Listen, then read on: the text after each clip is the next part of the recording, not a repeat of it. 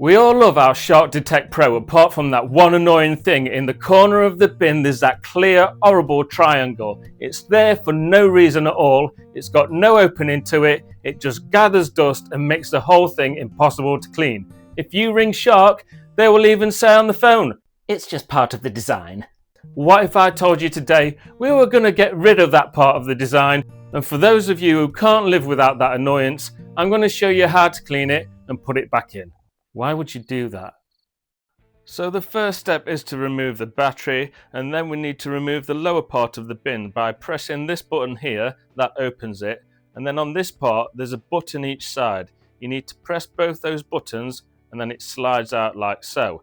Now this flap here actually should be there. It opens and closes, stops dirt falling out of your vacuum cleaner. This triangle though, it's not joined onto the clear part here. It's just joined onto the housing at the bottom there. So to remove it, we get your flat-headed screwdriver, be brave, and it just pulls out like so. Now you'll be left with some dust hanging around. Don't worry, because we're going to thoroughly clean all this before we put the flap back in and before we do anything else. Now you'll see where the flap fits on that part.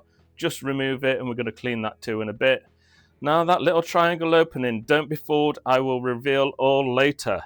Right then, just brushing it now into the sink, into the bin, whatever. Just make sure the dust doesn't go up into the motor. So keep your vacuum at an angle, and we're just brushing the dust out. And then we're going to get a microfiber cloth and just wipe it all dry. Then the little rubber thing, we need to give that a good clean so it sticks well to our plastic in a minute. Dry it all off with a microfiber cloth. And then this is a totally optional step, but I get some car polish. Right, and basically I'm just cleaning the clear window part where the triangle was so I can try and get rid of the mark that it's left. It's only faint, but it did annoy me. So I'm just getting some car polish on that. Now you will see where everything went. We need to stick this flap in back where it goes. The little round indent on the flap goes to the bottom, okay? So it sits like that. I'm then going to get some glue. Now I use this JB Weld plastic bonder for all of my repairs like this, but as long as you're using really strong glue so your flap doesn't come off, then you're fine. And now I'm going to reveal the real reason for this weird little thing being here was because according to Shark, when my customer rang them, there was originally going to be a sensor there in that little opening, but they got rid of it. They just didn't get rid of the annoying triangle. So there you go. Now the rubber part fits in like so. We're just gluing it there. I filled in the little hole where the sensor was apparently supposed to be. And I'm just pressing this down now and I'm going to leave it to set like that. Now for those of you who love your little triangle thing, I have taken it out on another one just to show you. I've cleaned it all.